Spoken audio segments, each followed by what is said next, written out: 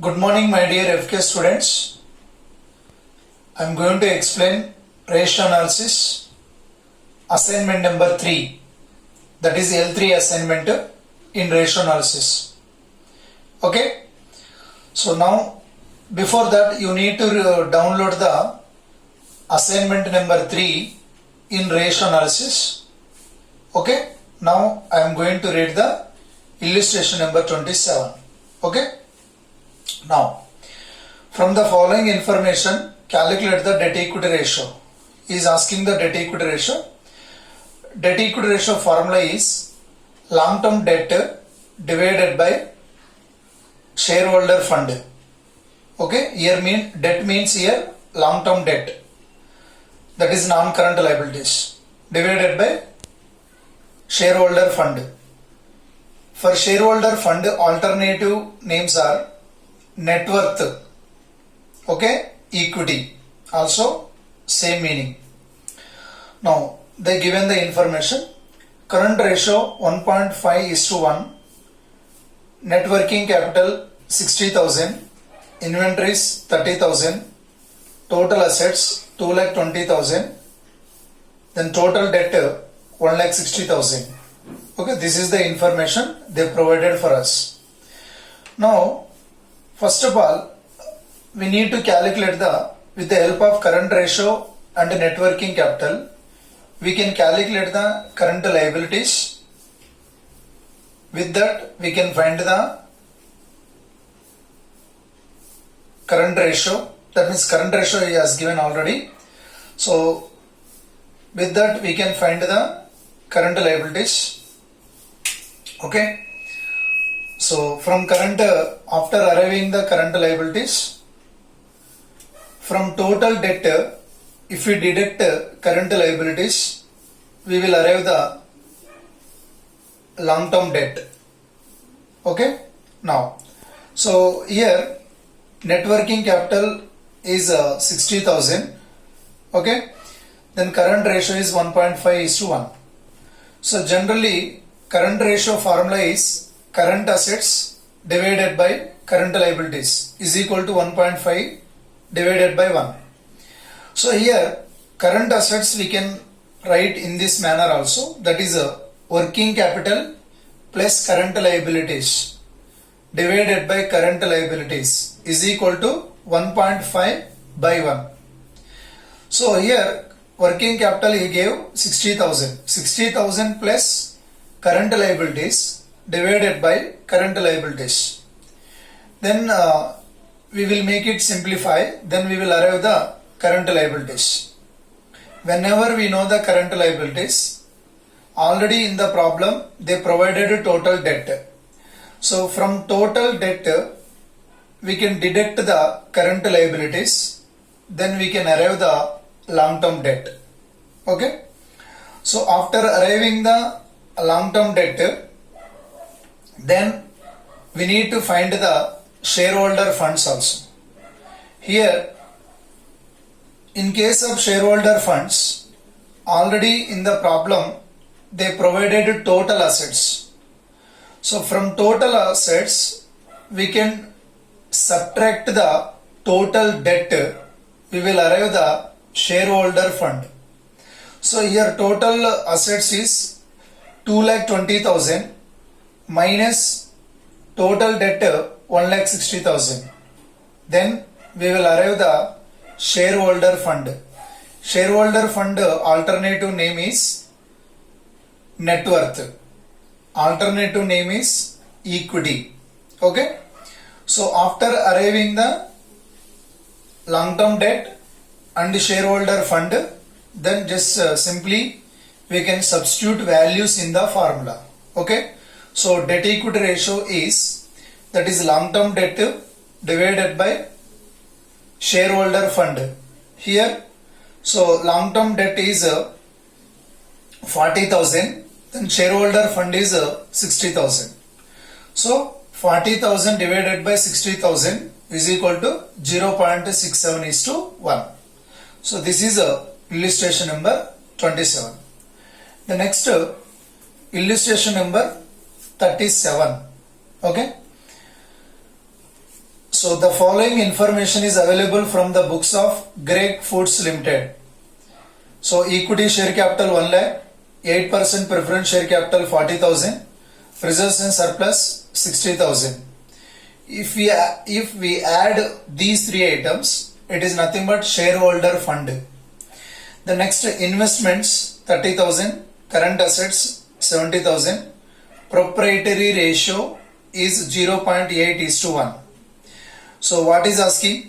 Assuming that there are no fictitious assets, then calculate the value of fixed assets of the company. Is asking fixed assets of the company. So they given the information regarding the proprietary ratio 0.8:1. What is the formula in case of proprietary ratio? So proprietary ratio is nothing but shareholder fund divided by total assets. Here shareholder fund they provided. So shareholder fund, it is nothing but equity share capital 1 lakh, 8% preference share capital 40,000, reserves and surplus 60,000. This is shareholder fund divided by total assets, we don't know, is equal to 0.8 divided by 1. So by simplifying it, we will arrive the total assets.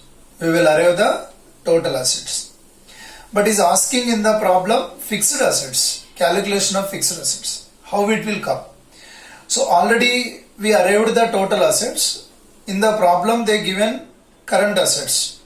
So from total assets we can subtract the current assets, then we will arrive the fixed assets. Okay, this is problem number 37. Okay, the next problem number, that is illustration number 47. Okay, from the following information obtained from the books of Kundan Limited, calculate the inventory turnover ratio for the years 2015-16 and 2016-17. Okay, is asking inventory turnover ratio.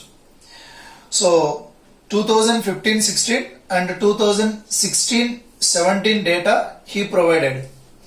Inventory on 31st March 2015-16 7 lakhs, 16-17 17 lakhs. Revenue from operations 50 lakhs, 75 lakhs respectively.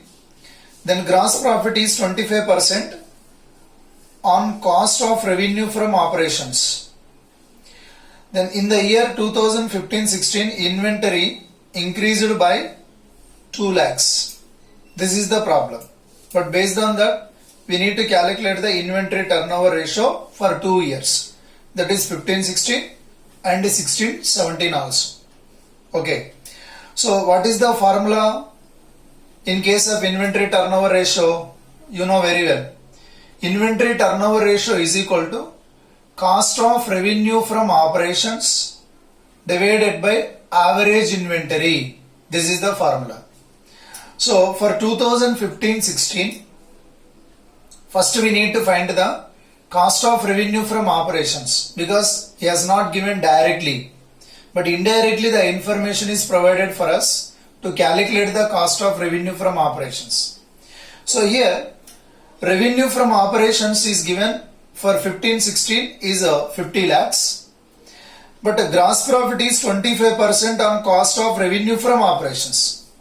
My dear students, gross profit on which amount is expressing, you can assume always it is a 100.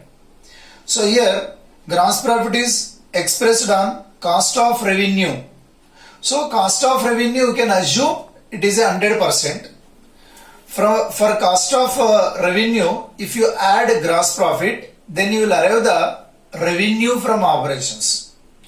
So here, so cost of revenue is 100.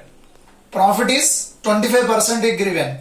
So total 125. 125 is revenue from 125% is revenue from operations, which is equal to 50 lakhs. So under 50 lakhs is equal to 125%. then cost of revenue is 100%. So if I want to find the cost of revenue from operations for 2015-16, so 50 lakhs is equal to 125%, but for 100%, that is cost of revenue from operations, how much? So very simple, 50 lakhs into 100 divided by 125.